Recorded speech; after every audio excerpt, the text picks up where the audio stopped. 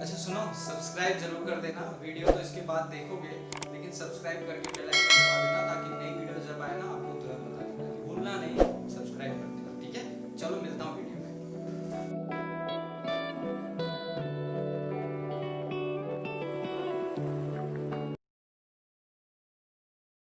आगे। चलिए स्टार्ट करते हैं। Hello everyone, this is Arun Tiwari here. Welcome you all in today's video guys. आज का वीडियो जो है वो 12th स्टैंडर्ड के फ्लेमिंगो बुक के सेकंड चैप्टर को हम स्टार्ट कर रहे हैं। As you can see the name of the chapter lost spring, जो है written by Anees Jung, okay, who was born in Raurkela, then later studied in Hyderabad में पढ़ाई की and went to South means United States, and her parents were also writer. इनके parents भी writer थे, and this chapter is an extract from her book Stories of Stolen Childhood.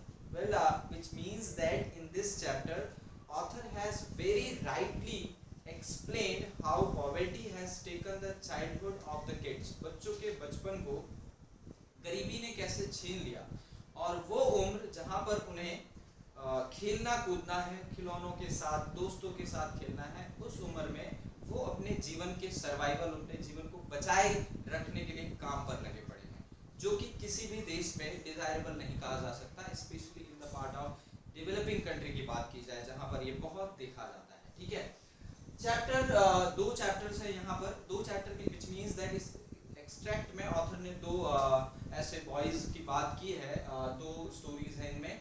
पहली है sometimes I find a rupee in the garbage, and second है I want to drive a car. दोनों ही stories में एक एक बच्चों की जो लाइफस्टाइल के बारे में, लाइफ स्टोरी के बारे में ऑथर ने डिस्क्राइब किया है। बेस ऑफ द चैप्टर देखिए, जो थीम देखिए इस चैप्टर की, तो थीम यही है, पॉवर्टी, अनएम्प्लॉयमेंट, चाइल्ड लेबर जो है वो बेस है इस पूरे लॉस्ट स्प्रिंग चैप्टर का ही।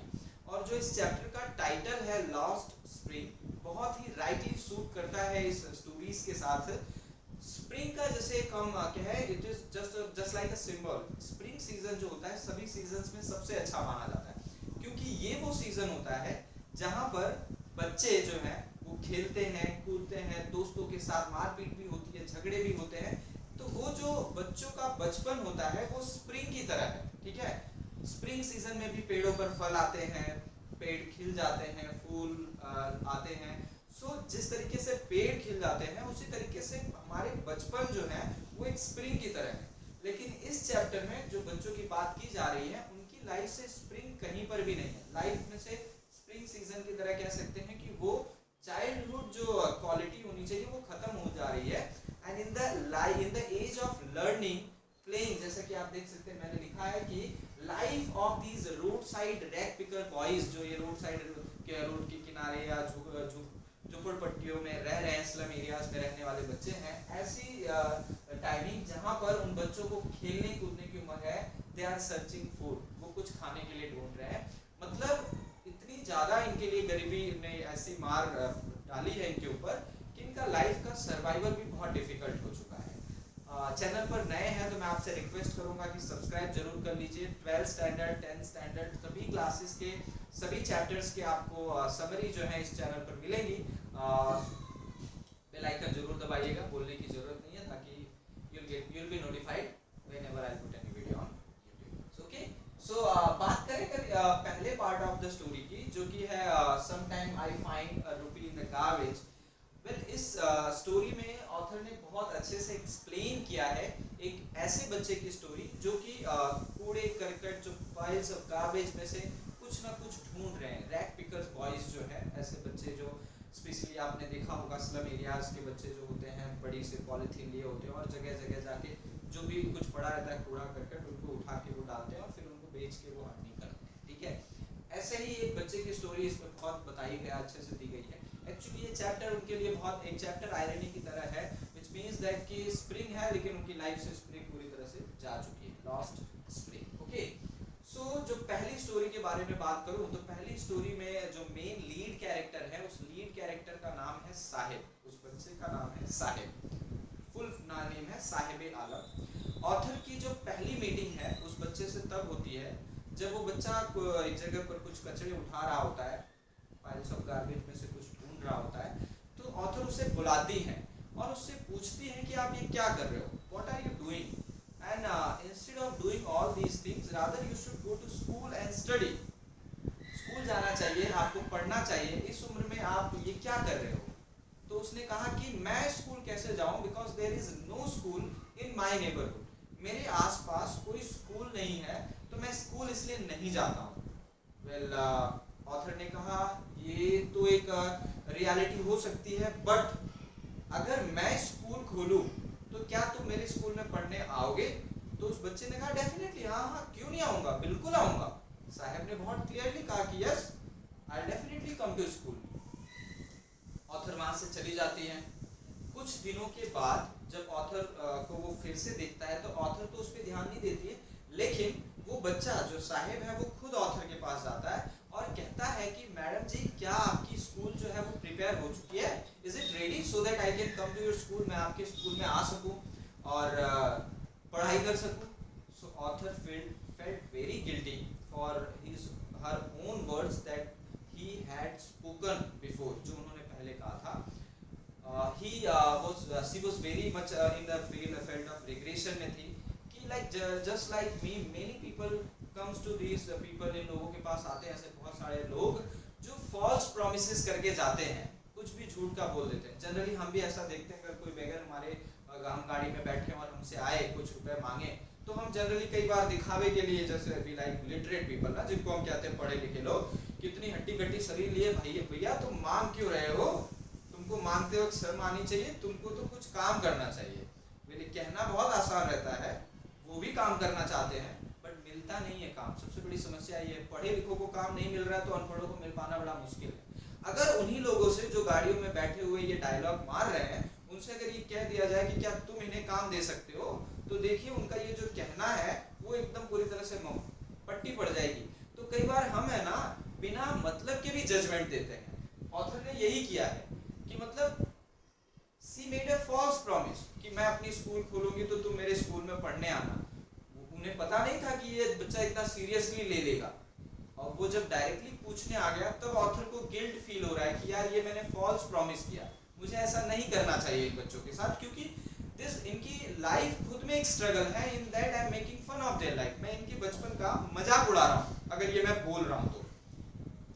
सो नेवरदलेस फिर से वो खुद से रिग्रेट फील करती हैं और चाहती हैं थोड़ा इन बच्चों के बारे में जाने कि ये बच्चे ऐसा क्यों कर रहे हैं, इनकी लाइफस्टाइल क्या होती है, क्या प्रॉब्लम्स इनको फेस करने पड़ते हैं। तो वो सेकेंड मीटिंग में थोड़ा कॉन्वर्सेशन करती हैं साहिब से।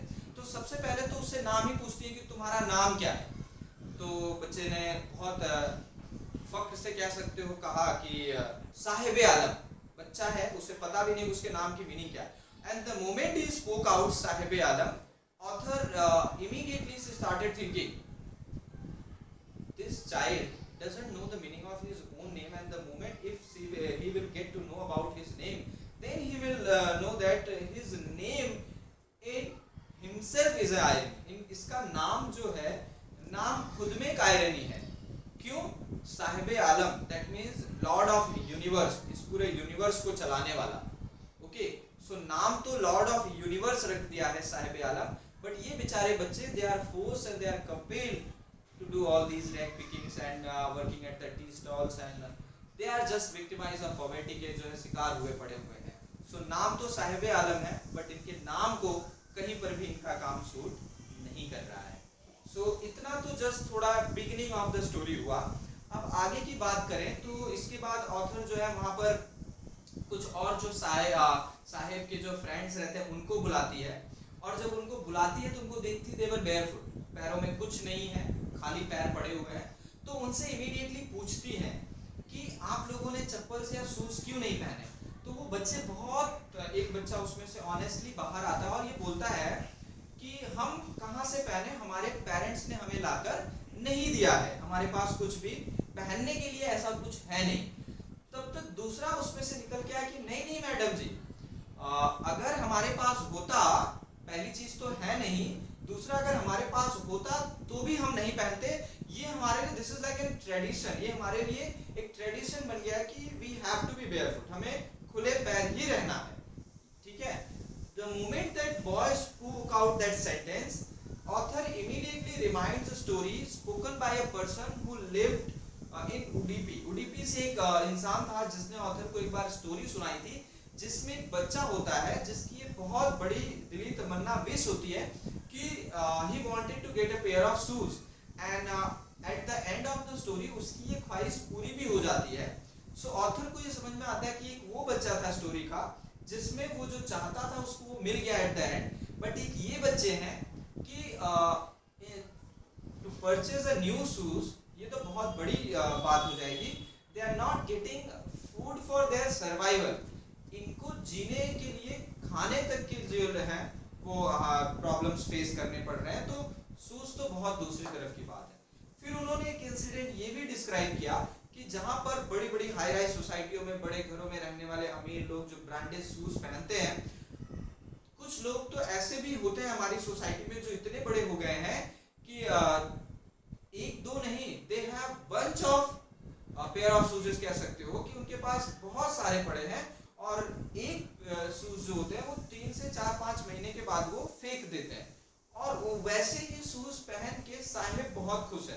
उसके लिए वो थोड़े बहुत फटे शूज ही एकदम न्यू तरह लग रहे हैं, तो उसमें एक्साइटमेंट उसकी नई ही है। ओके, वो शूज जो स्पोर्ट्स पर्सन्स और ऐसे बड़े लोगों के द्वारा फेंक दिए जाते हैं वो ये बच्चे पहन रहे हैं, हालांकि बहुत सारों ने तो पहने ही नहीं है। ठीक है, फिर इसमें एक स्टोरी बहुत अच्छी है जो ये बताती है, जहां पर ऑथर अब थोड़ा बैकग्राउंड में जाने की कोशिश करती है और ये जानने की कोशिश करती है कि स्टोरी क्या है। तो जब पास्ट में जाती हैं साहिब के, तो उन्हें ये पता चलता है कि they belong to the families who came to India during 1971 के टाइम पे आए थे फ्रॉम ढाका, बांग्लादेश। इनकी बेसिकली जो फैमिली है ढाका से है, जो कई साल पहले साइक्लोन में पूरी तरह से वैनिस्ड हो गया। इनका फार्म, इनकी खेती, इनके घर सब बर्बाद हो गए। तो फॉर द सर्वाइवल, अपने जीवन को बचाए रखने के लिए ये दिल्ली आ गए हैं। Okay, they shifted to Delhi for their survival, for their livelihood. Okay, during 1971 में ये लोग आए थे। इनका कोई रिकॉर्ड नहीं है। सीमापुरी जो एक आउटर दिल्ली का एक एरिया है, वो भी कह सकते हो कि कॉन्ट्रास्ट किया गया है नेशनल कैपिटल पे। इंडिया की नेशनल कैपिटल न्यू दिल्ली है, और न्यू दिल्ली के आउटर में एक एरिया है सीमापुरी, जहां पे 10,000 से ज्यादा ऐसे रैंक पिकर्स की फैमिली रहती है जिनका कोई ऑन रिकॉर्ड डेटा नहीं अवेलेबल है। ठीक है, कोई इनके बारे में पूछने वाला नहीं है, बेसिक फैसिलिटीज भी नहीं है, road lights, drainage, sanitation, health services कुछ नहीं है। ये हजारों फैमिलियां उस जो है स्लम एरिया में रैग पिकिंग करते हैं। ये 10 से 15,000 की इनकी कम्युनिटी है। सिर्फ इनके अगर आइडेंटिटी की बात करो तो इनके पास आइडेंटिटी के नाम पे सिर्फ एक राशन कार्ड है, वो भी इसलिए है जो कि चुनाव इलेक्शंस के टाइम पे वोट ले सके लीडर्स, और इन लोगों के लिए वो राशन कार्ड ही इनके सर्वाइवल का एक वे है, जहां से इनको राशन कार्ड की शॉप्स पे कम रेट पे इनको खाने के लिए मिल जाता है। सो वहां से ये कुछ अर्न करते हैं। ठीक है, सो बेसिकली आप कहना चाहें तो इन लोगों के लिए, इनकी लाइफ के लिए सबसे इंपॉर्टेंट अगर कुछ है तो वो है अर्निंग समथिंग फॉर फूड, खाने के लिए कुछ मिले। ओके, यहाँ पर यही चीज हो रही है कि इनकी कोई आइडेंटिटी नहीं है, कोई ऑन रिकॉर्ड डेटा नहीं है गवर्नमेंट के पास, सिर्फ राशन कार्ड से इनका जीना चल रहा है। ऐसा देख सकते हैं यहाँ पे कि दे केम फ्रॉम द ढाका, जो कि साइक्लोन में पूरी तरह से बर्बाद हो गया। ये इन लोगों ने न्यू दिल्ली शिफ्ट किया। दिल्ली में एक एरिया है जो कि सीमापुरी नाम का है, जहां पर ये पूरी रैग पिकर्स की फैमिली रहती है। 10,000 to 15,000 फैमिलीज हैं स्लम एरिया से, और इनके घर जो बने हैं वो पतरे के, ठीक है, टीन के जो पतरे हैं वो लगे हैं, और ऊपर टैरपलिन की जो है पॉलिथीन रखी डाली हुई है। स्लम पूरी तरह से जैसे आजकल आप देख रहे हैं मुंबई का धारावी है, वैसा ही कुछ दिल्ली में सीमापुरी की भी वही हालत है। तो जैसे मैंने कहा 10 से 15,000 फैमिलियां वहां रह रही हैं, और उनके जो बेसिक पार्ट है, it is a contrast to national capital, कि कुछ दूरी पे ही देश की राजधानी शुरू होती है, और उसी के आउटर में एक ऐसा एरिया जहां पर कुछ भी अवेलेबल नहीं है। Even they are not having basic health services, sanitation, पानी, रोड लाइट, ड्रेनेज कुछ भी नहीं है, और ये बात हो रही है नेशनल कैपिटल दिल्ली की। ठीक है। हाउसेस जैसे मैंने कहा टीन्स के पतरे लगे हैं, टैपलिंग की प्लास्टिक रूफ्स हैं इनकी। और जो बच्चे हैं उनके लिए गार्बेज जो है यहाँ पे कंपेयर किया गया है that garbage is considered as gold. Garbage को इन्होंने गोल्ड कंसीडर किया है। गोल्ड किस लिए कंसीडर किया है? क्योंकि उनकी लाइफ उसी से चल रही है। इन बच्चों के लिए वो गार्बेज का that pile of garbage work like अ, कह सकते हो कि वंडर। सो कुछ ना कुछ रहस्य है इनके लिए कि रोज नया नया कुछ उसमें से इस उम्मीद से ये ढूंढते हैं कि शायद कुछ ना कुछ मिल जाए, कुछ मिल जाए इसमें से, कुछ वैल्यूएबल गोल्ड या कॉइन्स, पैसे अंदर से मिल जाए तो इनकी लाइफ के लिए वो दिन बहुत अच्छा होगा। सो बच्चों के लिए एक वंडर, एक तरीके से वंडर है डेली डे टू डे कुछ करने का।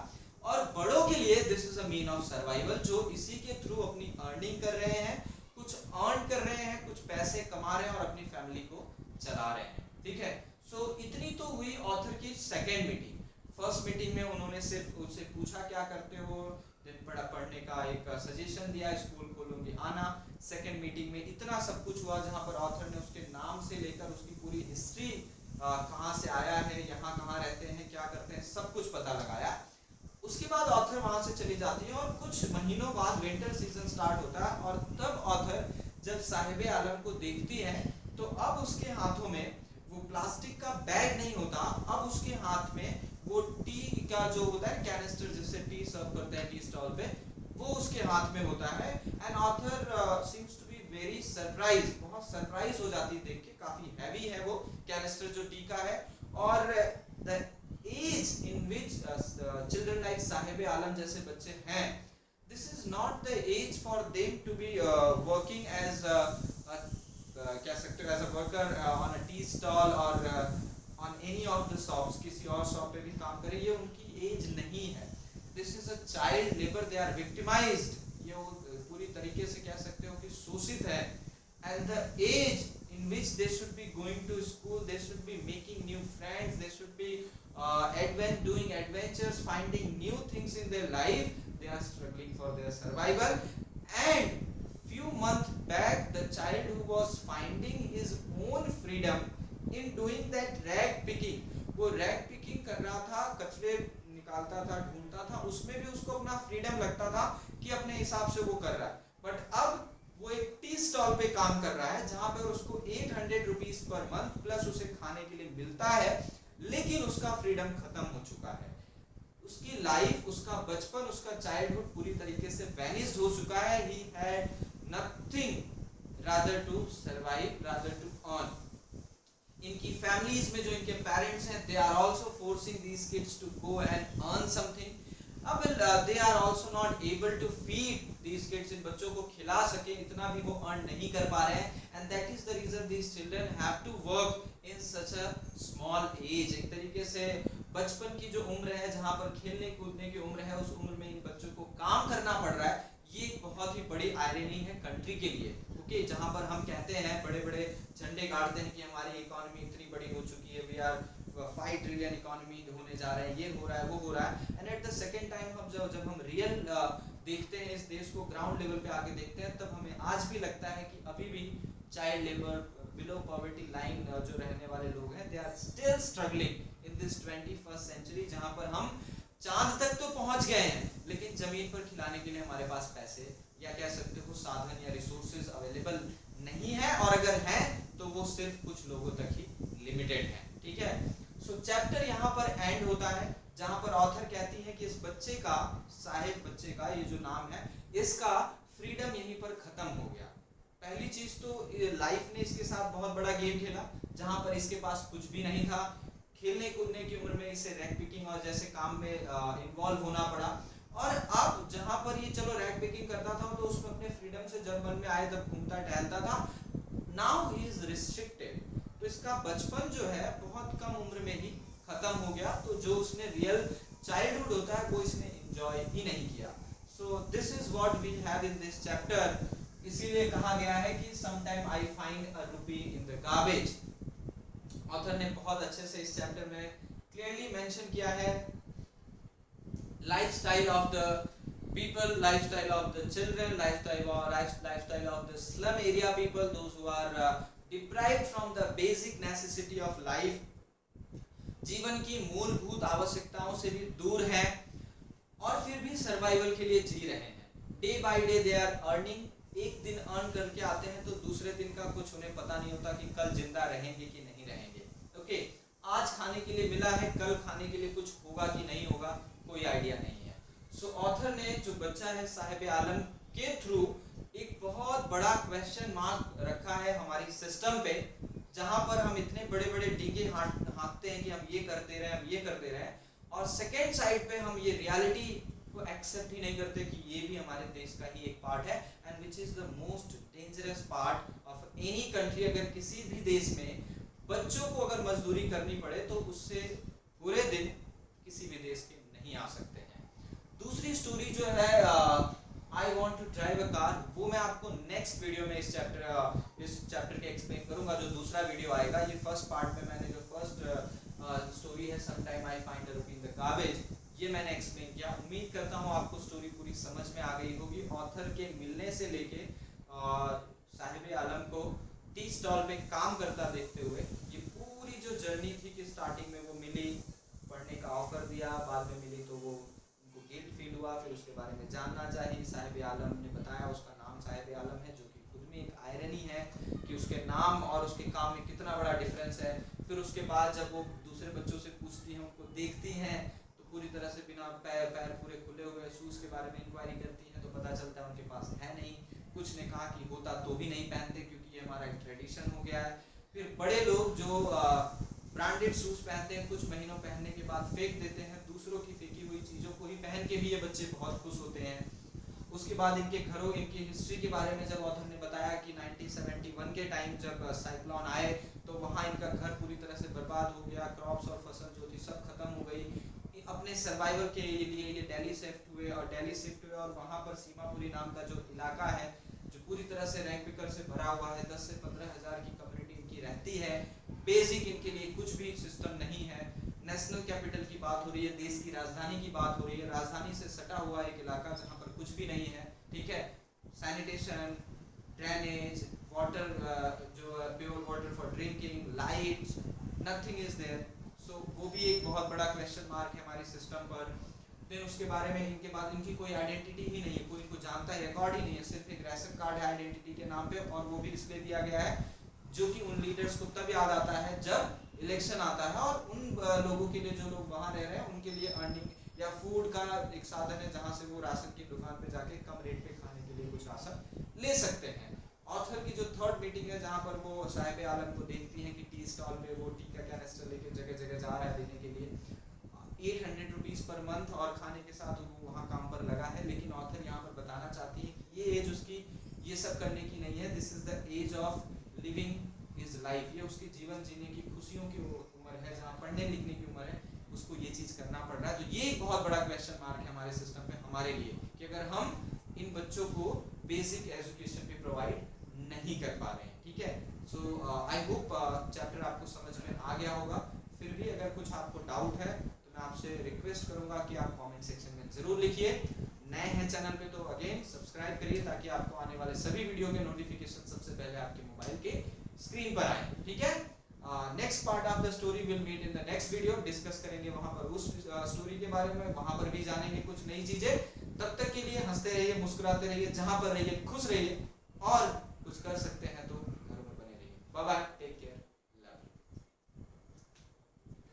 और हाँ, मैंने स्टोरी को बहुत शॉर्ट में आपके लिए करके रखा हुआ है बोर्ड पे, सारे मेन पॉइंट्स यहाँ पर मैंने लिख रखे हैं। मुझे लगता है आपके लिए बहुत बेनिफिशियल होगा अगर आप इसे लिख सकते हैं या एक स्क्रीनशॉट ले सकते हैं। तो अगर 5 मिनट के लिए भी इस स्क्रीनशॉट को ऊपर से नीचे स्क्रॉल करके देख लेंगे तो आपको पूरी स्टोरी समझ में आ जाएगी। मैं हट रहा हूँ, वीडियो को थोड़े कुछ सेकंड्स के लिए कंटिन्यू करूँगा।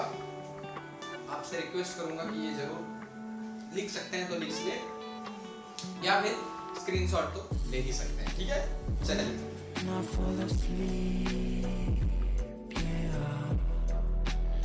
I need you with me by my side.